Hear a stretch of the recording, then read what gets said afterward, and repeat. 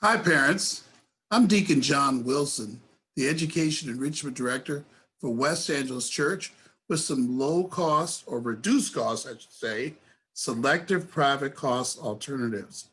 I know we talked in an earlier video about why a selective private college costs so much, and I said I would give alternatives. I'll do it in a very general way to keep this video short. I will have a more detailed video on why each school is and go deeper into it. And I will present a list here, so get ready. I think it's very important to understand that my list in no way is all of the schools that way. Every year I learn of new schools that have unique approaches to cost because everybody isn't going the way of selective private college costs, which is very, very costly, very expensive. And we'll take a moment to look at that again today, just on one of our slides. All right, so let's get on it. Let's see here. So what determines college cost? Now, I could have said what determines private college cost, because that's what we're really talking about here. Well, first of all, there's a student's academic performance. That's a huge factor, students, if you're watching this, in determining whether your parents can afford or even think about a selective private college. And a lot of them you guys like a USC or a Duke or George Washington. You need to have the grades. And that's why we always say here in my program, you students, and parents, I need you to hear this too. Your student gets the school they've earned, not the one they want. What a great lesson about life to learn before they go away to college, that in life you get what you earn and not what you want. I mean, you all know as parents, you never got many things you didn't earn. And we should stop letting our kids feel that way and feeling we have to sacrifice and take a lot of debt. But that's a different video. I do want to talk about why the parents allow themselves to pay so much for college when they don't have to. When there's all that argument, why do they do this? Obviously, sometimes it's just not knowing, and that's why we're doing this video. So then there's the adjusted gross income, which is reality, a reality check, parents. As your income begins to go up above 70, 80, 90,000, doesn't seem like a lot to us here in California, and it's not a lot, okay? You need to understand that the amount of money the college thinks you can pay for college also goes up, okay? That's the way we have it. I don't think that's fair. I think the EFC, or the expected family contribution on the FAFSA, should be different depending on what part of the country it is. But the fact is, it's not, okay? Investment assets, if you have a lot of properties, income properties, parents, or you have a lot of stock investments that are successful, or other things like gold and things you can invest in, Bitcoin, that are worth a lot of money, and they show up on your tax return, which they probably will, because no one's trying to avoid taxes in an illegal way, I hope. But if you have those kind of assets, unfortunately, they will, private colleges, the way they collect information, will discover that and expect you to pay more for college. Number of family members. If you have other students, 2 is the best number to have, 2 additional ones. 1 additional one helps. It does help with selective private college, but not by a lot. And that's why I don't consider a lot in these analyses. The college type, is it a public college or a private college? Well, that's a big difference what the cost is. And it gets more nuanced than that, because then you get into what type of private colleges. You have private religious colleges, and with that you have Protestant versus Catholic and all those kind of things. But basically it's private versus public that's going to determine most of the cost. Let's look at who pays for selective private college. Didn't mention that too much last time. And basically, all things being equal, it's 33% parents are expected to pay. And that's a lot when you see colleges can be 70, 60,000. Remember, parents, that's usually going to be your minimum, which you're going to pay 33%. If their students' performance is not up to snuff, they won't get the 33% that I have here, 33%.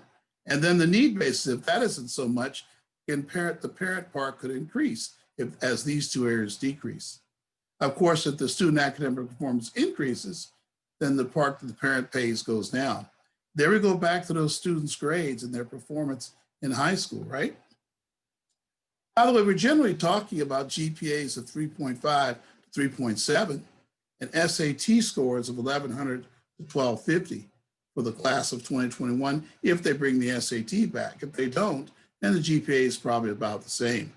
The adjusted gross income is usually that helps the most with this situation here. I'm assuming it's $60,000 to $80,000. As you begin to go above 80,000, these models are destroyed in the 33% model. Now, there are exceptions to this. There are exceptions to this rule. Then that's not plenteous. I mean, USC is a selective private college. And if your family's making less than 70,000, actually I have 80 here, but you know what I mean, then they'll pay the tuition. And all you have is room and board. But the room and board is about 18,000 a year. So you're still going to pay 18,000 minimum if you get that particular award. Now, unless you get more need-based funds, and that could happen very well. Okay, so there are a few exceptions, but this is a good rule. Most private colleges are going to be 22,000 to 60,000 per year. Why such a wide window? Well, we have a wide window in cost of those colleges and their financial aid policies. But that's the kind of thing you expect per year for a selective private college. Let's talk about CSU and UC. There are two factors. One is major, one is minor. Income and assets is a major factor with CSU and UC that determine what you're going to pay. It doesn't even matter. But down here, a little bit of its academic merit. Okay? This leads to costs of between $14,500 and $32,000 per year out of pocket for those two schools. Okay? Now, if it's a UC and it's significantly under 32, then you had a lot of merit award money, which is what I said from the pages before. If you have super high GPA, then clearly it's going to work out for you and in the area of cost. Let's start looking at a list of these preferred top high quality and reduced cost private and out-of-state, OS is out-of-state colleges. Grand Canyon University in Phoenix, Arizona, known for its low cost. First of all, it's $26,000 to go there, including the room and board. Okay, so room and board and tuition. It is one of the lowest cost private colleges in the country, if not the lowest. But yet they have the best facilities and the best, cleanest campus, a lot of modern technology. And the reason for that is they plow money from their for-profit enterprises into their traditional school. And so this is the way a lot of people think that schools in the future are going to have to go to be able to compete cost-wise. But Grand Canyon's a good one. And on all these, you might say, well, what's Grand Canyon? No one's ever heard of it. Remember, I move away from this idea of a name brand college. I'll cover that again in the next video that I do on this. Seattle Pacific University in Seattle, they also do not fully use the government's EFC to determine costs. They use a lot of other factors in determining what students pay for college there. They've also, they're a school that's gone out and cut by, I think it's 28 to 30% their tuition during this period. And I think they're going to keep it that way. And they're also giving some nice merit awards. So a school that normally would be a $70,000 school is really only about $39,000 room and board included. And that's very important. Now you can get merit awards on top of that. And it becomes less than that 22,000 I had on the other page. George Washington University, just the same thing as Seattle Pacific. They've cut their tuition 20%. They already were a decent financial aid school if you make all your due dates for your financial aid paperwork. The University of Toledo in Ohio, Toledo, Ohio, has a great out-of-state scholarship for relatively low GPA, just like Boise State. These schools have low, like 3.0 to 3.6, you're getting, and 7, you're getting 3 levels of significant merit awards. And those are very low GPAs to start at, given the price of the schools. I mean, Boise State room and board is $34,000, Toledo's $32,000. So clearly, if they're giving you $20,000, it's cheaper than a CSU, okay? And these are all high quality educations. University of Nevada, Reno has a lot of merit awards that are relatively easy to attain. They're a great alternative to UC because they're a research school like UC. Okay.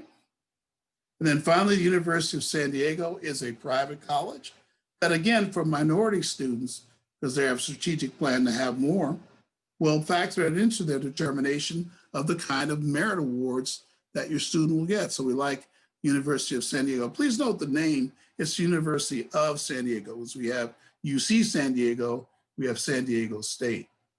Speaking of CSUs, here's some preferred impacted CSUs that I want you to think about. CSU Los Angeles, all CSUs are going to be affordable. They're all between 14 and 17,000 a year on campus. They're relatively affordable, again, when compared to selective private colleges. And you can go to a local CSU and pay almost nothing out of pocket, the way things work out, okay?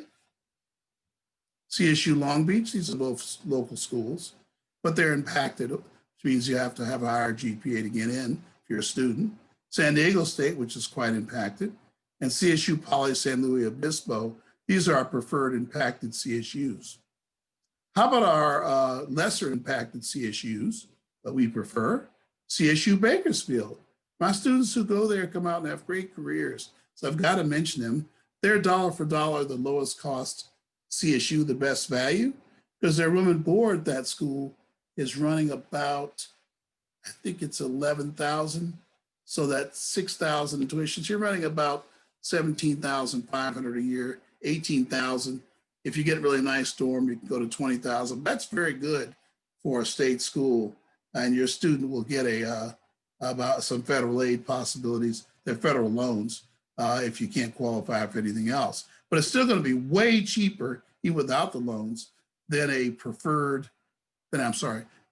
selective private college, which, as you know, is 50 to 70,000 a year on campus.